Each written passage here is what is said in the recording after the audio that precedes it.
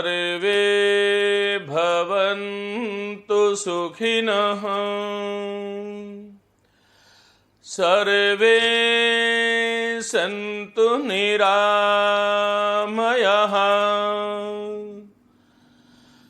सर्वे भद्राणि पश्यन्तु मा कश्चित् दुःखभाग् भवेत्। ओम शांति शांति शांति। ओम।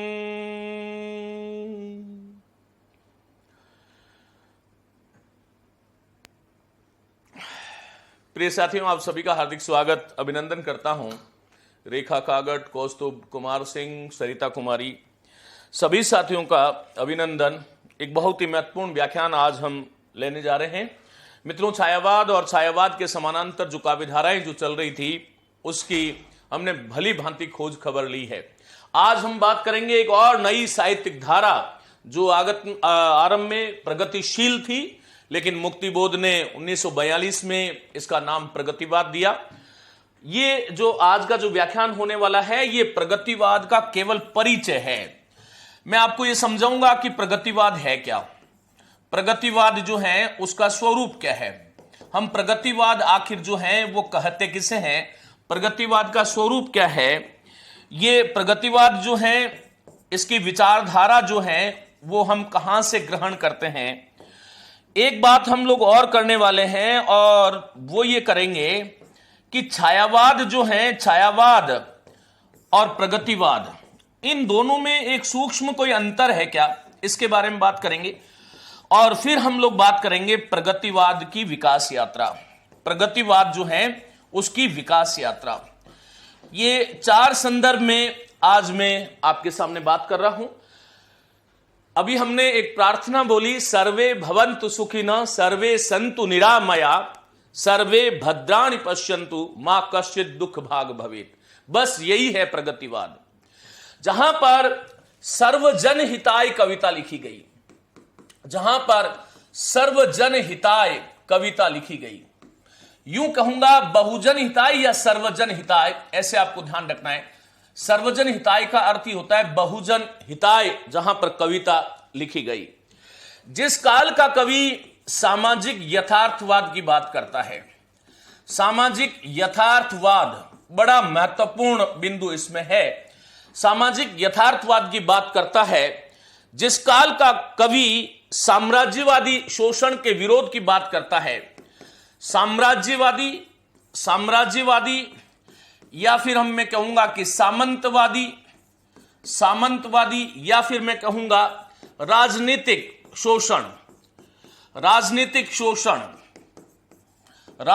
शोषण के विरोध की जहां पर बात करता है, के विरोध की जहां बात करता है, वह काल जो है उसको हम प्रगतिवाद कहते हैं। साथियों, जहां का कवि मानवतावाद की स्थापना करना चाहता है, मानवतावाद की स्थापना करना चाहता है, जहां यूं कहूंगा कि जो आम जन है, जिसे हम पीड़ित, शोषित, वंचित वर्ग कहते हैं, आम जन जो है उसकी समस्या को काव्य का विषय बनाते हैं, उसकी समस्या को काव्य का विषय बनाते हैं। उस काल को ही हम प्रगतिवाद के नाम से जानते हैं। तो ये कुछ बातें हैं जिसका आप सभी साथियों को ध्यान रखना है। हम बात कर रहे हैं प्रगतिवाद। देखिएगा, यदि हम प्रगतिवाद शब्द की बात करें तो प्र का मतलब क्या होता है, भली भांति, गति, और वाद मानी सिद्धांत, अर्थात जो एक सर्वत्र समाज में, समाज का एक वर्ग, यदि मैं आज की दृष्टि से बात करूं तो 90% जो हमारा समाज है साथियों, वो समाज कैसा है, सर्वहारा समाज है। कैसा समाज है, सर्वहारा वर्ग है, जिसको हम बोल सकते हैं कि वो किसान है, मजदूर है, किसान है, मजदूर है, श्रमिक है, और केवल 10% लोग ऐसे हैं जिसको हम बोल सकते हैं कि वो पूंजीपति लोग हैं, जिसको आगे चलकर के हम बात करेंगे कि यही शोषक वर्ग है, यही शासन वर्ग है, शासक वर्ग है। इसका मतलब क्या हुआ कि प्रगति किसकी हो रही थी? ये जो 90% जिसको हम सर्वहारा वर्ग कह रहे हैं, जो किसान, मजदूर, शोषक, वंचित, दलित जो वर्ग हैं, जो आम जन है, उसकी प्रगति की बात हो रही थी। और इसी प्रगति के कारण इस काव्यधारा को हिंदी साहित्य में हम प्रगतिवाद कहते हैं। और इसका समय जो है वो 1936 से 1943 तक का जो समय है वो इसका समय है। 1936 में जैसा कि आप लोग जानते हैं एक युगांत पुस्तक आती है, उसका नाम ही युगांत है, पंत की पुस्तक है, आप जानते हैं।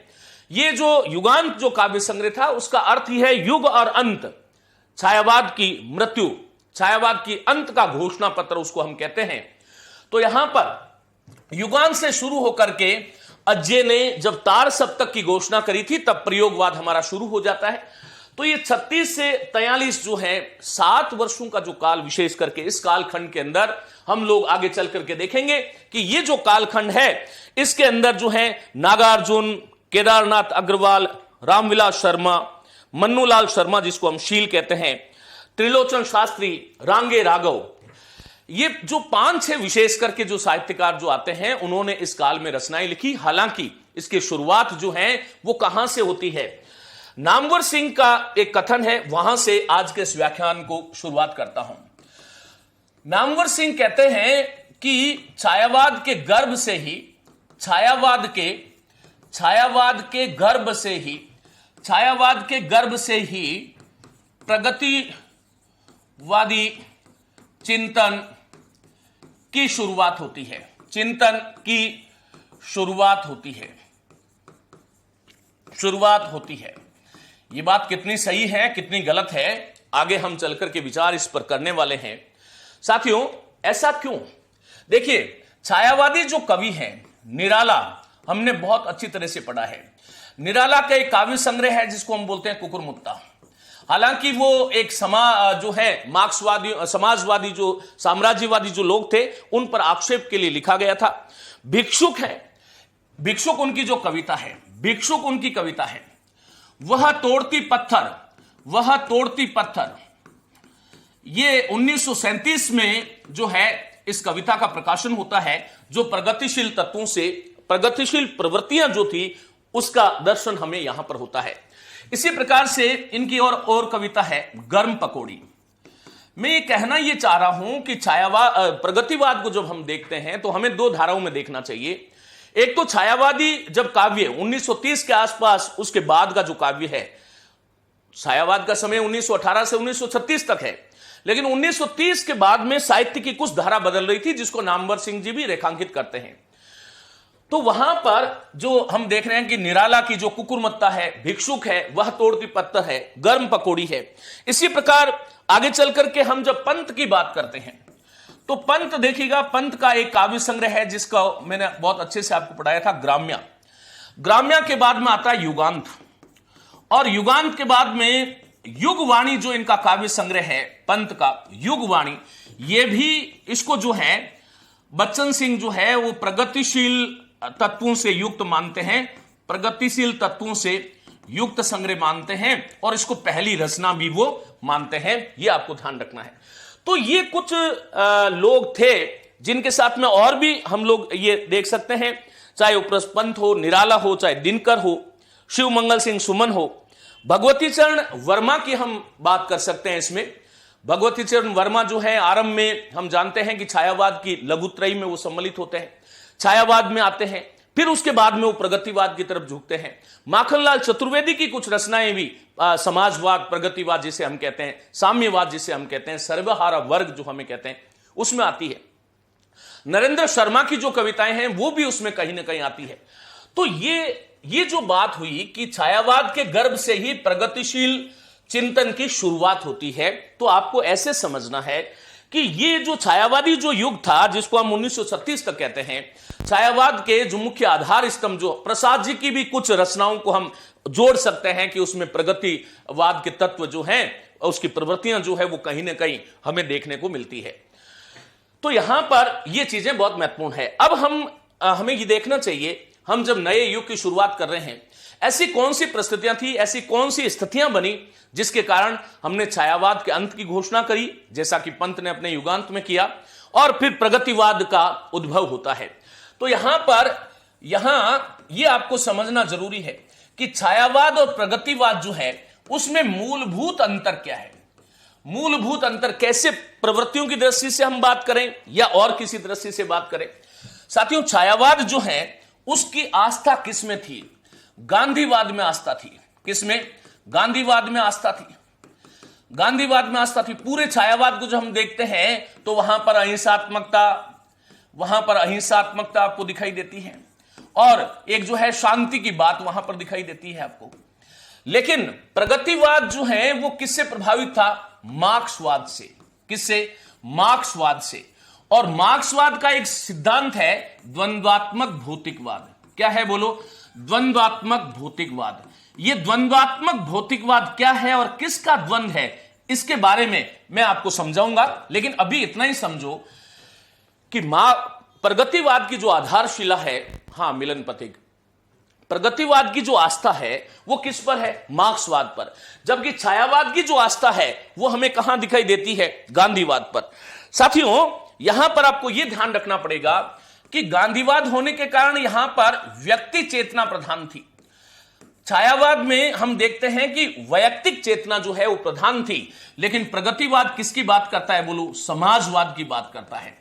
यह समाजवाद क्या है हम आगे चल करके बात करेंगे। केवल मैं आपको कुछ आधार बिंदु दे रहा हूं जिसके माध्यम से आप लोग ये तय कर सकें कि जिस प्रगतिवाद को हम पढ़ने वाले हैं वो आखिर छायावाद से भिन्न क्यों है, उसका क्या ऐसा वैशिष्ट्य है, यह आपको ध्यान रखना है।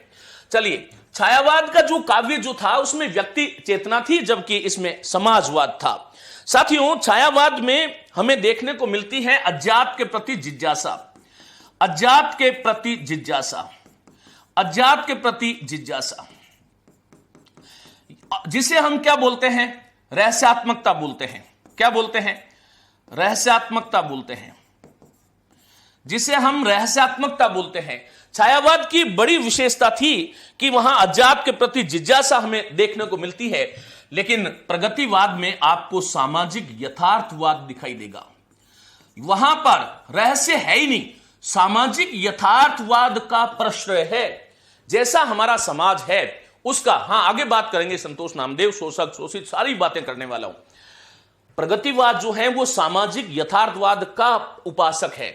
यह सामाजिक यथार्थवाद क्या है? समाज में जो जैसा घटित हो रहा है, जो कृषक वर्ग है, जो किसान वर्ग है, जो दीनहीन, जो आम वर्ग है, जो शोषित है, जो वंचित है, उसकी वाणी बन रहा था। इसका प्रगतिवाद का जो साहित्य था, यहां पर अज्ञात के प्रति जिज्ञासा थी। देखिए, हमने ये पढ़ा था कि छायावाद जो है वो किसमें विश्वास करता है? अतीत में विश्वास करता है। छायावाद किसमें विश्वास करता है? ईश्वर में विश्वास करता है। छायावाद किसमें विश्वास करता है? अतीत में, ईश्वर में, धर्म में और परलोक में। धर्म में और परलोक में। छायावादी तत्वों को जब हम देखते हैं, ऐसे लिखो, छायावादी जो रहस्य है वो आपको कहां कहां दिखाई दे रहा है? अतीत की दृष्टि से और ईश्वर की दृष्टि से, परलोक की दृष्टि से और धर्म की दृष्टि से। लेकिन जब हम प्रगतिवाद का विश्लेषण करते हैं और प्रगतिवादी काव्य को जब हम देखते हैं तो प्रगतिवादी काव्य में अतीत का कोई स्थान नहीं है। प्रगतिवादी काव्यकार, साहित्यकार जो है वो वर्तमान की बात करता है। किसकी? वर्तमान की। ईश्वर के स्थान पर वो सामान्य मनुष्य की, आम जन की बात करता है। सामान्य मनुष्य माने कि प्रगतिवाद जो है उसमें सामान्य मनुष्य की प्रतिष्ठा है, यह आपको ध्यान रखना है। और साथियों, वो धर्म के स्थान पर वो धर्म नहीं मानता, वो मानवता की बात करता है। और वो परलोक नहीं मानता, वो लौकिक धरातल की बात करता है। लौकिक धरातल की बात करता है, यह आपको ध्यान रखना है। यहां पर मैं आपको यह बताना चाहूंगा, एक चीज विशेष करके लिखिएगा, विशेष डालिएगा। यह चीज विशेष है कि मार्क्सवाद जो है वो संसार की उत्पत्ति ईश्वर से नहीं मानता। संसार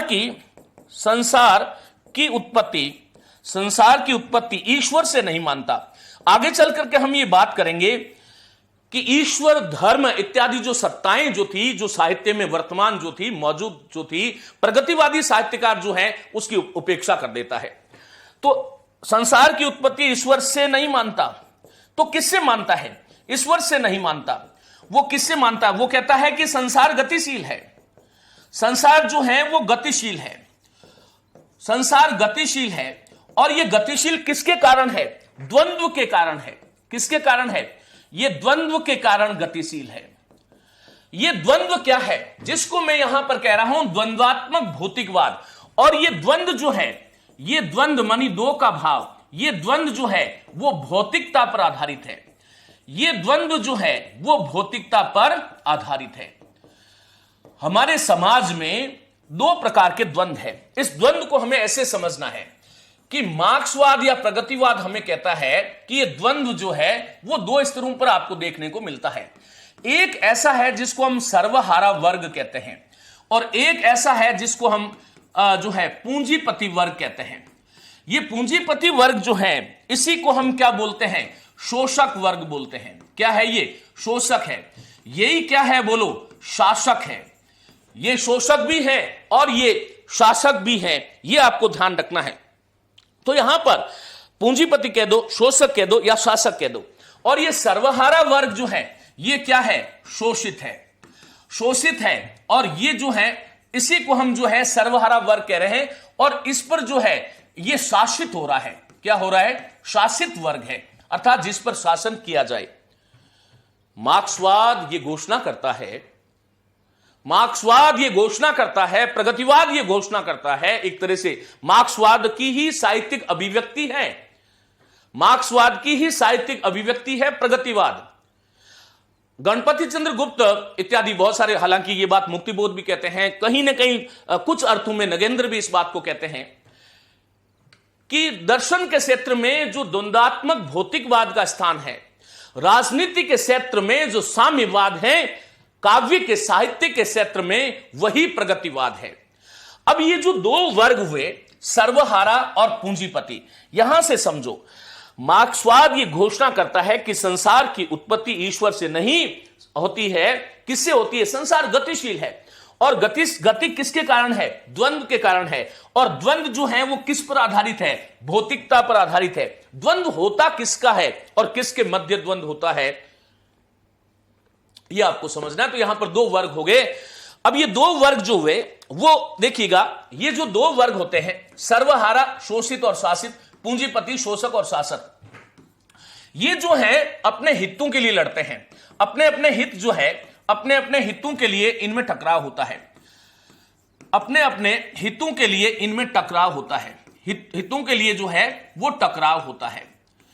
अपने अपने हितों के लिए इनमें टकराव होता है। अर्थात जो श्रमिक वर्ग है, अर्थात ये जो श्रमिक वर्ग है, सर्वहारा जिसको बोल रहे हैं, श्रमिक या सर्वहारा या जो आम जन है, उसकी वो क्या चाहता है कि मेरा जो परिश्रम है, मेरा परिश्रम जो है, मेरा परिश्रम जो है, मेरा परिश्रम, मेरे परिश्रम का फल मुझे मिले, का फल जो है मुझे मिले, मुझे मिले, ये इसके भाव होते हैं। और पूंजीपति वर्ग क्या करता है? ये जो पूंजीपति वर्ग जो है, ये जो पूंजीपति वर्ग जो है, ये क्या करना चाहता है? सर्वहारा वर्ग का, सर्वहारा वर्ग की जो मेहनत है, जो परिश्रम है, मेहनत पर मौज करना। अब ये इन दोनों के अलग अलग हित हो गए। ये दोनों जब वर्ग संघर्ष होता है, और इसलिए मार्क्स कहते हैं कि दुनिया के मजदूरों एक हो जाओ, तुम्हारे पास खोने को कुछ नहीं है, पाने को पूरा संसार पड़ा है। मार्क्स ये कहते हैं कि ये जो सर्वहारा और पूंजीपति वर्ग जो है, इनके मध्य कभी भी शांति से कोई बात नहीं हो सकती। तो बात किससे होगी? वो वर्ग संघर्ष होगा। अर्थात इनको एकत्र होना है, वर्ग बनाना है। वर्ग समूह में आकर के जब ये वर्ग संघर्ष में आएंगे, इन दोनों में संघर्ष होगा, अर्थात जिसको हम क्रांति कहते हैं, क्रांति कहते हैं, उस क्रांति के कारण साम्यवाद, साम्यवाद का मतलब वही सर्वहारा वर्ग, साम्यवाद की स्थापना होगी, साम्यवाद की स्थापना होगी। और क्या होगा? साम्यवाद की स्थापना होगी और पूंजीपति जो व्यवस्था है उसका विनाश हो जाएगा। पूंजीपति व्यवस्था जो है उसका विनाश होगा, व्यवस्था का विनाश होगा। ये एक विचारधारा थी जो गांधी से बिल्कुल विपरीत थी, और इसी विचारधारा को आधार बना करके हमारा जो साहित्यकार था, हालांकि मैं बताऊंगा कि इसकी यात्रा कैसे, प्रगतिवाद हिंदी में आया कैसे, उसकी विकास यात्रा क्या है, लेकिन आपको यह समझ में आना चाहिए कि आखिर ये जो आपका प्रगतिवाद जो है वो मार्क्स के द्वंद्वात्मक भौतिकवाद पर किस प्रकार से आधारित है। हम बात कर रहे हैं छायावाद और प्रगतिवाद की। गांधीवाद में आस्था है, अहिंसात्मक और शांति में विश्वास करता है। प्रगतिवाद मार्क्सवाद पर आधारित है, द्वंद्वात्मक भौतिकवाद और क्रांति की बात करता है और सर्वहारा वर्ग की बात करता है। छायावाद जो है वो व्यक्ति चेतना पर आधारित है, लेकिन प्रगतिवाद जो है वो समाजवाद की बात करता है। छायावाद जो है वो आजाद के प्रति जिज्ञासा है, रहस्यात्मकता है, लेकिन यहां पर क्या है, सामाजिक यथार्थवाद है। यह आपको ध्यान रखना है। छायावादी काव्य को जब हम देखते हैं तो उसमें छायावादी साहित्य जो है, छायावादी जो साहित्य है ये छायावाद है और ये प्रगतिवाद है। छायावादी साहित्य जो है उसमें कल्पना की अतिशयता है, कल्पना के पंख है, कल्पना की उड़ान से उड़ रहा है, अर्थात कवि जो है वो अपना एक काल्पनिक लोक बना रहा है और उस काल्पनिक लोक में वो विचरण कर रहा है। लेकिन जो प्रगतिवादी जो कविता जो है वो समस्या मूलक कविता है, समस्या मूलक काव्य है, ये आपको ध्यान रखना है। तो यहां पर क्या है, कल्पना की उड़ान आपको देखने को मिल रही है, जबकि प्रगतिवाद जो है उसमें आपको समस्या मूलक काव्य जो है वो देखने को मिल रहा है। साथियों, यहां पर ये छायावाद की जो प्रकृति जो थी वो, ये प्रकृति जो थी वो अभिजात्य चेतना से युक्त थी। छायावाद की जो प्रकृति है जो काव्य में चित्रित होती है, वह प्रकृति जो है वो अभिजात्य वर्ग से संबंधित थी। अभिजात्य माने कुलीन वर्ग जो था उससे संबंधित थी। कुलीन वर्ग जो था, कुलीन वर्ग चेतना से युक्त है, चेतना से युक्त है। यह छायावाद में मैं आपको पढ़ा चुका हूं। लेकिन जब हम जो है प्रगतिवाद की बात कर रहे हैं तो ये प्रगतिवाद की जो प्रकृति है ये किसानों, श्रमिकों और उनके श्रमिकों के आसपास की प्रकृति है, के आसपास की प्रकृति है, और उसका अभिधान भी वैसा ही है, आसपास की प्रकृति है। वहां पर कैसे अभिधान है जो है, कई दिनों तक चुल्ला रोया और चक्की रही उदास और कानी कुतिया उसके पास में बैठ रही है, कानी कुतिया। तो ये जो हर एक दृष्टि से हम देख रहे हैं कि छायावाद जो प्रगतिवाद जो है वो छायावाद से किस प्रकार भिन्न है। एक बात हमें और समझनी चाहिए कि छायावाद की जो कविता है उसमें अभिजात वर्ग का नायक है, अभिजात वर्ग का नायक है। अब जब हम आगे प्रेमचंद की बात करेंगे या इन लोगों की जिनकी मैंने 5-7 नाम बताए उनकी जब हम बात करेंगे, हाँ, नागार्जुन की कविता है, तो साथियों यहां पर जो श्रमिक और शोषित वर्ग है, श्रमिक और शोषित वर्ग जो है, श्रमिक शोषित वर्ग जो है वही कविता का नायक है। शोषित वर्ग जो है, वर्ग ही कविता का जो है वो नायक है, ये आपको ध्यान रखना है। एक और अंतर जो है हमें देखने को मिलता है कि छायावाद में जो नारी जो है, नारी क्या है, या तो प्रेमिका है। नारी तुम केवल श्रद्धा हो विश्वास रजत नग पगतल में, पीयूष स्रोत सी बहा करो जीवन के सुंदर समतल में। तो यहां पर नारी जो है वो श्रद्धा का विषय है, ये श्रद्धा का विषय है साहब, और प्रेमिका है। और नारी भी एक तरह से जो अभिजात जो कुलीन वर्ग है उसी को वो सहारा दे रही है। लेकिन यहां पर जो नारी जो है वो नारी दाम्पत्य जीवन से जुड़ी है। प्रगतिवाद की जो नारी है वो दाम्पत्य जीवन से जुड़ी हुई है, दाम्पत्य जीवन से जुड़ी हुई है, यह आपको ध्यान रखना है। दाम्पत्य जीवन से जुड़ी हुई है और नारी जो है वो आम नारी, जो भारतीय नारी जो है उसकी वो बात कर रहे हैं, यह आपको ध्यान रखना है। अब यहां पर हम ये देखते हैं कि छायावादी जो कविता जो हमें दिखाई दे रही है उसमें लाक्षणिकता है। क्या है उसमें जो है वो लाक्षणिकता है। छायावाद की सबसे बड़ी विशेषता थी लाक्षणिकता, लेकिन यहां प्रगतिवाद की जब आप कविता देखोगे तो यहां पर सीधी सपाट कविता है, मानी अभिधात्मक शैली का प्रयोग है, अभिधात्मक शैली का प्रयोग है। और तो और हाँ, श्वानों को मिलता दूध, भूखे बच्चे अकुलाते हैं, मां की हड्डी से चिपक चिपक कर जाड़े की रात बिताते हैं। तो यहां पर यह लाक्षणिकता है, लेकिन यहां पर अभिधात्मक शैली है, यह आपको ध्यान रखना है।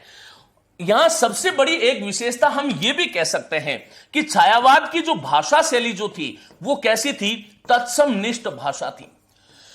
लेकिन यहां की भाषा शैली कैसी है, तद्भव, तद्भव, चुल्ला और जो है चक्की और कानी कुतिया, तद्भव अर्थात देशज शब्दों से युक्त है। क्योंकि यहां पर हम देखते हैं कि शहरी संस्कृति है। कैसी है, शहरी संस्कृति है, लेकिन यहां पर किसका चित्रण मिलता है हमें, ग्रामीण परिवेश का, ग्रामीण संस्कृति का चित्रण हमें मिलता है। तो साथियों, मुझे उम्मीद है कि छायावाद और लाक्षणिकता अभी नहीं बताऊंगा, सुमित बाटी बता चुका हूं, आप उसको देखिएगा बेटा। यह आपको ध्यान रखना है कि छायावाद जो है, छायावाद और प्रगतिवाद में अंतर क्या है। एक बार समझ में आ गया तो सभी साथी थम्स अप कीजिएगा, क्योंकि यह बहुत जरूरी है कि हम यह समझें कि प्रगतिशील जो साहित्यकार हैं उसका चिंतन मानवतावादी चिंतन है। यह सर्वहारा वर्ग की चेतना से जुड़ा है। यह समाज में जो शोषित, उपेक्षित, दीनहीन, जो वंचित वर्ग है उसकी बात कर रहे हैं। रेखा कागट एक बार और समझाओ, सुनो। हम बात क्या कर रहे हैं, हम बात यह कर रहे हैं कि भाई जो है नामवर सिंह ने एक बात कही कि छायावाद के गर्भ से ही प्रगतिवादी चिंतन की शुरुआत होती है। तो हमने ये देखा कि छायावाद के जो 4 स्तंभ हम मानते हैं उसमें प्रसाद जी थोड़े कम है। बाकी हम जब निराला को देखते हैं तो निराला की ये जो रचनाएं मैंने बताई, इसमें कहीं ना कहीं आपको प्रगतिवाद की जो तत्व हैं वो देखने को मिलते हैं। पंत जो है उसमें ग्राम्या, युगांत, युगवाणी, जब मैंने पंत पढ़ाया था तब मैंने बताया कि ये प्रगतिशील तत्वों से युक्त है। और बच्चन सिंह युगवाणी को, बच्चन सिंह जो है सुमित्रानंदन पंत को ही इसके प्रवर्तक मानते हैं, प्रगतिवाद के प्रवर्तक मानते हैं, और प्रगतिशील तत्वों से युक्त पहली रचना वो युगवाणी को मानते हैं। यह प्रश्न सेकंड ग्रेड में आया था। और फिर उसके बाद में हमने बात करी कि भाई छायावाद जो है वो प्रगतिवाद से कैसे अलग है, या प्रगतिवाद छायावाद से कैसे अलग है। तो प्रिय मित्रों, छायावाद की पूरी आधारशिला हम देखते हैं कि वो गांधीवाद पर टिकी हुई है। और गांधीवाद से याद करो कि गांधीवाद जहां होगा वहां व्यक्तिक चेतना होगी, अहिंसात्मक शांति की बात होगी।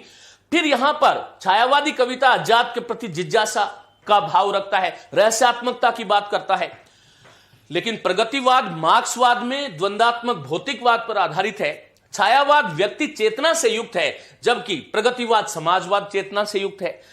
छायावाद अज्ञात के प्रति जिज्ञासा, रहस्यात्मकता की बात कर रहा है, यह सामाजिक यथार्थवाद की बात कर रहा है।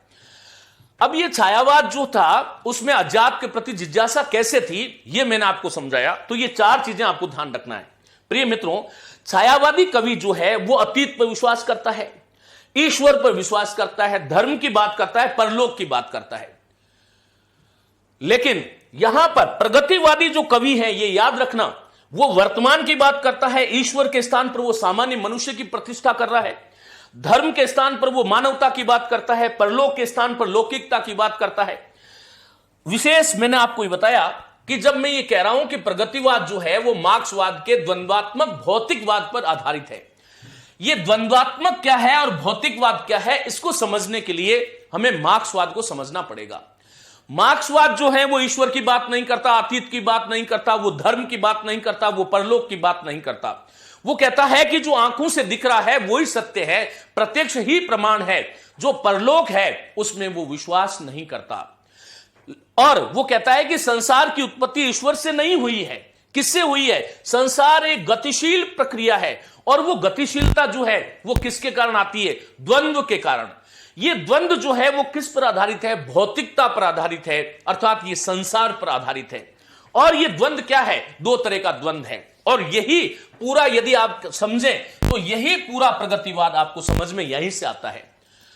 पूरा प्रगतिवाद जो है उसमें पूंजीवादी जो व्यवस्था है, प्रिय साथियों, जो साम्राज्यवादी शोषण है, जो सामंतीवादी और राजनीतिक जो शोषण है, उसके विरुद्ध एक स्वर में आवाज उठाता है। जब 1936 में पहला अधिवेशन भारत में लखनऊ में हुआ प्रगतिशील लेखक संघ का, प्रेमचंद जी उनकी अध्यक्षता कर रहे थे। और प्रेमचंद जी कहते हैं कि काव्य में राजाओं का गुणगान, सुंदरियों का सौंदर्य चित्रण, बहुत हो गया है, प्रकृति का चित्रण बहुत हो गया है।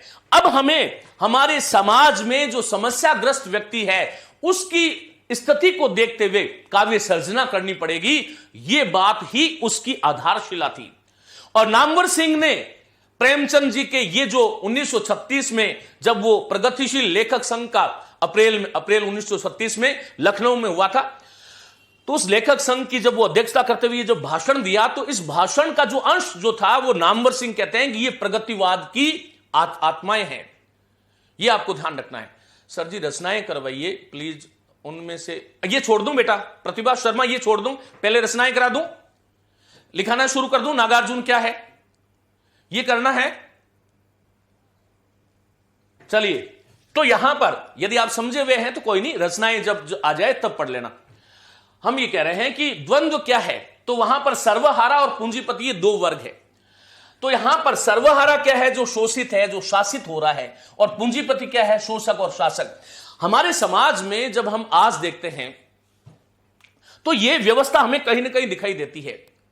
हर गली में यह व्यवस्था मौजूद है। और प्रगतिवादी साहित्यकार जो है वो इसी प्रकार से इसी बात की उसको चिंता है कि मेरे समाज का जो सर्वजन है, जो बहुजन है, उसको हम कैसे करें। साथियों, ये आपको किसी गाइड में मिल जाएगा। नागार्जुन कौन थे, कहां पैदा हुए, केदारनाथ अग्रवाल कौन थे, ये जो चीजें समझा रहा हूं ये कॉन्सेप्ट से आती है, सालों की साधना से आती है। इसका आपको सम्मान करना चाहिए। बाकी आपकी इच्छा है, जैसा भी आप चाहें चलेगा। तो यहां पर मार्क्सवाद ये कहता है कि भाई ये सर्वहारा और पूंजीपति जो दो वर्ग है उसमें कभी भी शांति से बात नहीं हो सकती। और शांति से बात नहीं होगी तो बात कैसे होगी, क्रांति से। क्रांति कब होगी, जब जो है ये सर्वहारा वर्ग जो है वो समूह में आएगा। और समूह में आएगा तो वर्ग संघर्ष होगा, और वर्ग संघर्ष होगा अर्थात क्रांति होगी। तब क्या होगा, सर्वहारा वर्ग जो था साम्यवाद की स्थापना होगी, सर्वहारा वर्ग का उदय होगा, और पूंजीपति जो व्यवस्था है उसका नाश होगा। हमारा हिंदी का जो साहित्यकार है, प्रगतिवादी साहित्यकार, वो इसी बात को सर्वत्र चित्रित कर रहा है। यह आपको ध्यान रखना है। अब यहां पर छायावाद जो है वो कल्पना की उड़ान में जीने वाला काव्य जो है वो उसकी बात कर रहा था। लेकिन प्रगतिवाद जो है वो समस्या मूलक, हमारे समाज में समस्या की जड़ क्या है उसकी बात कर रहा था। वो कल्पना की उड़ान लगा करके, कल्पना के पंख पर बैठ करके काव्य सर्जन नहीं कर रहा था। छायावाद जो है उसमें जो प्रकृति जो आती है वो अभिजातीय और कुलीन वर्ग चेतना से युक्त हमें जान पड़ती है। लेकिन जब प्रगतिवाद की चेतना की आप बात करते हो तो वहां पर किसानों, श्रमिकों के आसपास की जो प्रकृति है वो उस प्रगतिवादी साहित्य में आपको दिखाई देती है। साथियों, यहां छायावाद का जो नायक है राम है, कृष्ण है। आप देखते हैं प्रबंधात्मकता बहुत ज्यादा थी। छायावाद में प्रबंधात्मकता थी, लेकिन प्रगतिवाद जो है वो प्रबंध काव्य धारा से बिल्कुल अछूता है, क्योंकि यहां पर प्रबंध की बात नहीं थी। यहां इतिहास, रामायण, अतीत की बात ही नहीं कर रहा। यह प्रगतिवाद का जो कवि है वो अतीत को भूल करके वर्तमान का गुणगान कर रहा है। वो ईश्वर को भूल करके सामान्य मनुष्य की बात कर रहा है। वो परलोक को भूल करके इस लोक की बात कर रहा है। वो धर्म के स्थान पर मानवता की बात कर रहा है। वो धर्म के और हमारे अतीत का गुणगान भी वो नहीं कर रहा। यह आपको ध्यान रखना है। तो यहां पर समस्या मूलक बात है। यहां पर अभिजात वर्ग से युक्त थी, और प्रगतिवाद की जो प्रकृति है प्रगतिवाद की, वो किसानों, श्रमिकों, उसके आसपास की जो चेतना जो है वो आपको उसमें दिखाई देगी। छायावाद जो है उसकी जो कृतियां जो छायावाद में हमने देखी, मैंने कहा अभिजात वर्ग का नायक है, यहां श्रमिक शोषित वर्ग नायक है। यहां पर छायावाद की जो नारी है वो प्रेमिका है, श्रद्धा का विषय है। लेकिन प्रगतिवाद की जो नारी है वो दाम्पत्य जीवन से जुड़ी हुई है। व्याख्यान लंबा हो जाएगा, मैं आपको कई उदाहरण, हरेक, चाहे वो नागार्जुन हो, चाहे वो केदारनाथ अग्रवाल हो, चाहे वो जितने भी प्रगतिवादी जो कवि होंगे, उसमें ये चीज देखने को मिलती है। यहां पर लाक्षणिकता, प्रतीकात्मक रूप से बात कहने की छायावादी कवियों को आदत थी। लेकिन यहां पर कोई प्रतीक नहीं है, सीधा सीधा जो है हथौड़ा मारा गया है उस राजनीतिक शोषण का जो शिकार हो रहा है आमजन जो शिकार हो रहा है उसकी बात वो कर रहा है। इसका मतलब अभिधात्मक शैली है। यहां पर तत्समनिष्ठता है और यहां तद्भव और देशज है, यहां शहरी संस्कृति है, यहां पर ग्रामीण संस्कृति है। यदि छायावाद और प्रगतिवाद, इसको मैं किसी एक स्तर पर यदि समान रूप से तोलता हूं तो वो एक चीज नजर आती है कि छायावाद में भी मुक्त छंद का उद्भव हो गया था।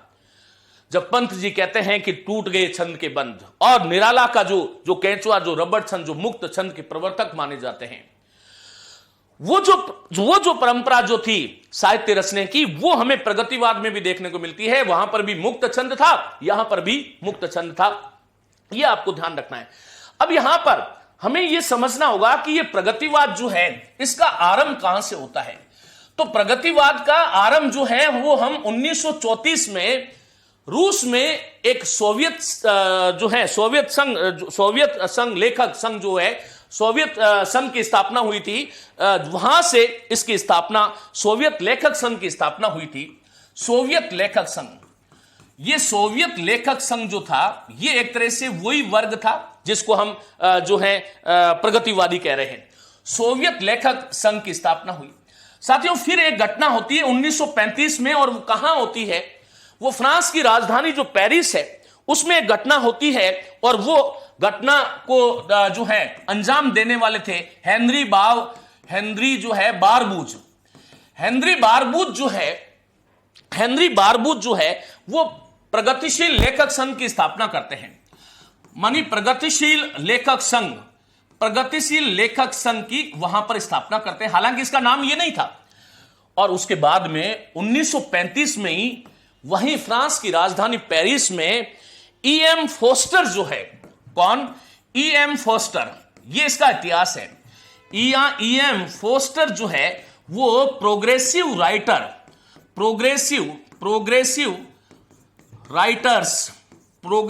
राइटर्स एसोसिएशन के जो है, ये इनके अध्यक्षता में एक वहां पर सम्मेलन होता है। और उनकी अध्यक्षता में जो सम्मेलन होता है वो एक तरह से, उसमें बहुत सारी चीजें आगे चल करके हम बात करेंगे। हां, मुल्कराज आनंद, सज्जाद जहीर। तो यहां ये जो 1935 में हुआ, तो ये लंदन की बात चल रही है अभी, और लंदन में वहां पर भारतीय प्रवासी थे। 1935 की ये बात है। तो 1935 में लंदन में वहां प्रवासी थे, लंदन प्रवासी। ये लंदन प्रवासी जो है, ये 3 लोग थे। वो 3 लोग कौन कौन से आपके जो है, ये तीनों लोग जो थे, वो एक तो थे भवानी भट्टाचार्य। कौन थे? भवानी भट्टाचार्य। ये 3 लोग थे जिन्होंने वहां पर इसकी स्थापना करी थी। एक थे मुल्कराज आनंद। कौन थे? मुल्कराज आनंद थे। देखो इसकी जो है किस प्रकार से विकास यात्रा चलती है। और एक डॉक्टर सज्जाद जहीर थे। डॉक्टर सज्जाद जहीर। साथियों, इन्होंने वहां पर 1935 में ही जो है भारतीय प्रगतिशील लेखक संघ की स्थापना करी। भारतीय प्रगतिशील लेखक संघ की स्थापना करी। लेखक संघ की स्थापना की। और वहां पर जो है लेखक संघ की स्थापना करी। और 1900 वहीं पर लंदन में ही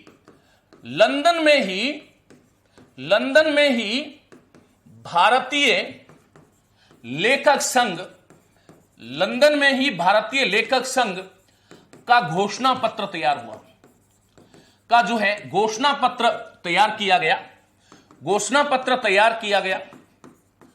और ये जो घोषणा पत्र है वो 1936 में प्रेमचंद ने जो हंस पत्रिका थी उसमें उसको प्रकाशित किया। प्रेमचंद ने हंस पत्रिका में इसको प्रकाशित किया। अब यहां पर एक बात आपको यह समझनी होगी कि 1936 में जो है इसकी भारत में पहली बैठक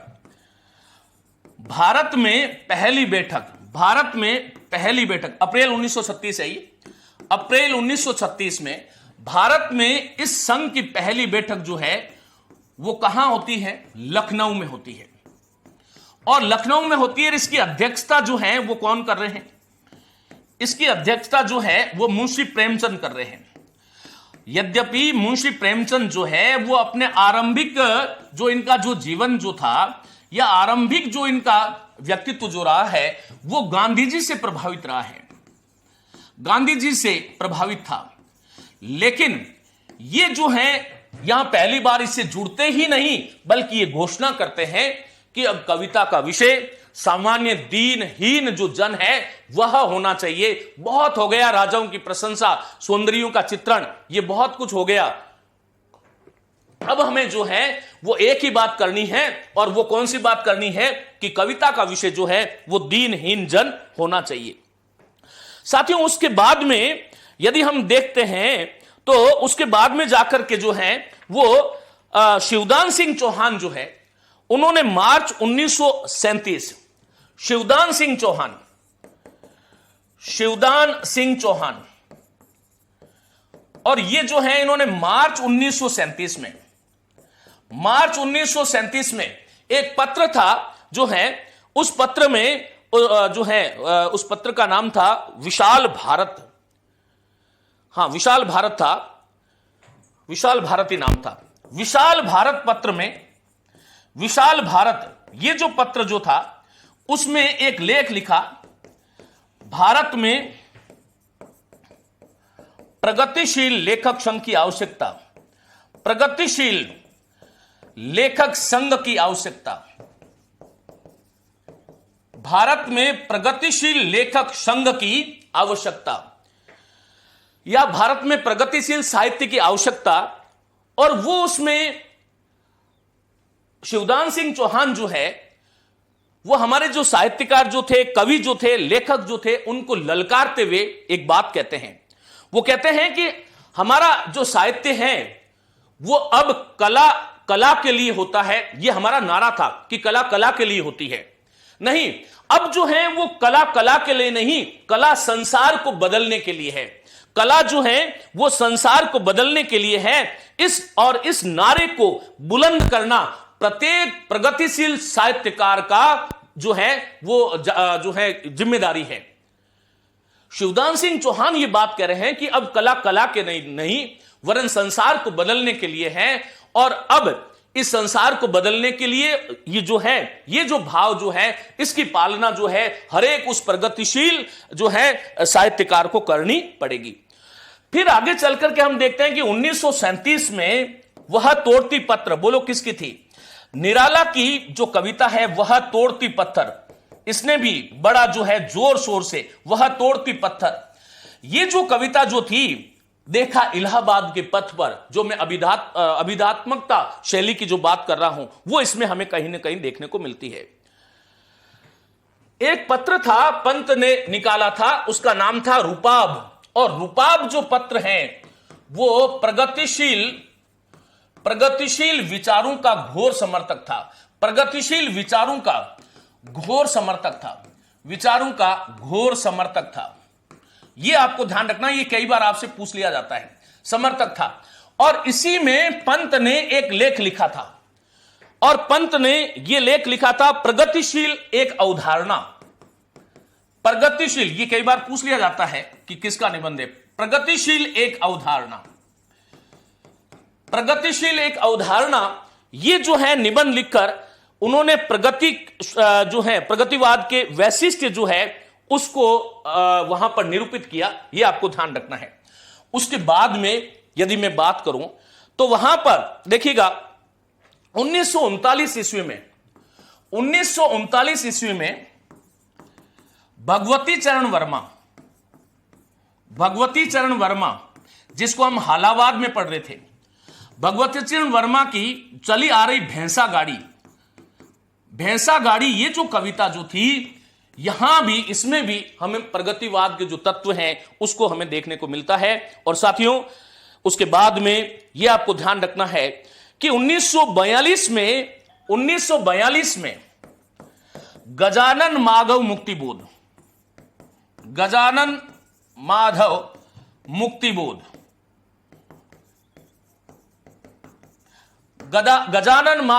मुक्तिबोध जो हैं, उन्होंने ये पहली बार जो है वो जो है प्रगतिवाद शब्द का प्रयोग किया है।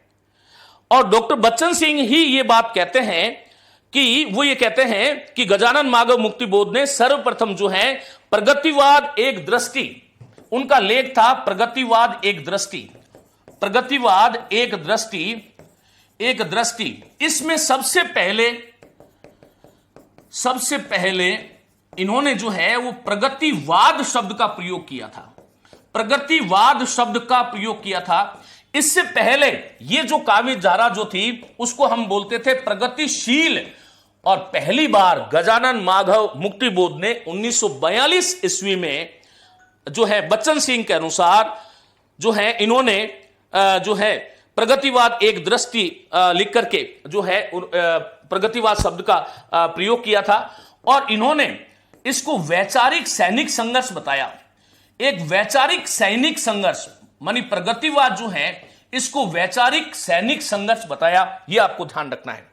अब यहां पर यदि मैं प्रगतिवाद के प्रवर्तक की बात करूं तो देखिएगा दो धाराएं हैं, एक है बच्चन सिंह जी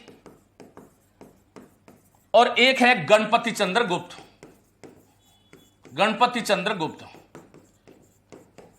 यहां पर यह बात आपको ध्यान रखना है कि बच्चन सिंह जो हैं वो ये कहते हैं कि सुमित्रानंदन पंत जो है, सुमित्रानंदन पंत जो है वो इसके प्रवर्तक है। और 1939 में जो युगवाणी इनकी जो काव्य संग्रह जो आया था वो खड़ी बोली में था। और ये जो है प्रगतिवाद का पहला काव्य संग्रह है, प्रगतिवाद का पहला काव्य संग्रह है, पहला काव्य संग्रह है।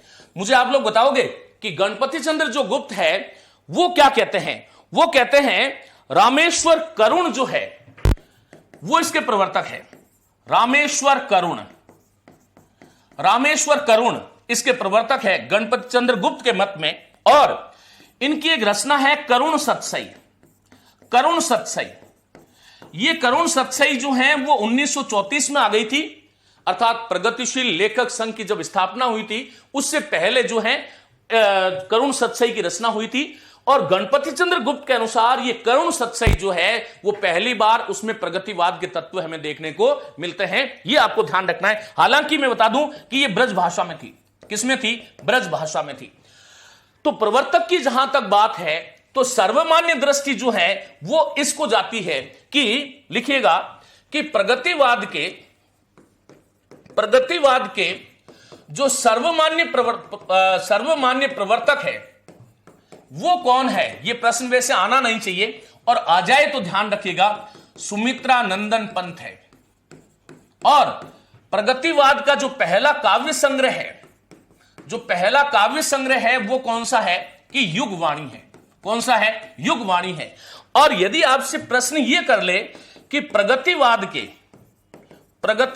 प्रतिनिधि कवि कौन है, प्रगतिवाद के प्रतिनिधि कवि कौन है, तो ये कौन होगा? बताइएगा। नागार्जुन, बिल्कुल सही है। चलिएगा, तो यहां पर यदि मैं कहूं कि आदिकाल के प्रवर्तक कवि कौन है, पूरे आदिकाल के, तो कौन है बताओ? जो है चंद है। कौन है? चंद बरदाई है। यदि मैं भक्ति काल की बात करूं तो भक्ति काल जो है उसके जो है पूरे काल के प्रतिनिधि कौन है? तो यह है जो है तुलसीदास।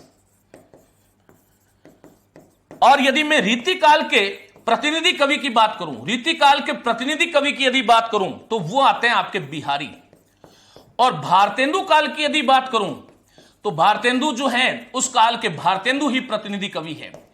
यदि मैं द्विवेदी युग की बात करूं तो मैथिली शरण गुप्त जो है इसके प्रतिनिधि कवि है। प्रवर्तक और प्रतिनिधि कवि दोनों अलग अलग होते हैं, यह आपको ध्यान रखना है। और यदि मैं छायावाद की बात करूं तो छायावाद के जो प्रतिनिधि कवि जो है वो है पंत। प्रवर्तक प्रसाद है लेकिन प्रतिनिधि कवि जो है वो पंत है। और प्रगतिवाद के जो है वो कौन है? नागार्जुन है। कौन है? नागार्जुन है। और आगे चल करके हम प्रयोगवाद और जो है आगे की कविता की बात करेंगे तो वहां पर जो है उसके प्रतिनिधि कवि कौन है, बोलो अजेय है। तो इन चीजों को आपको ध्यान रखना है।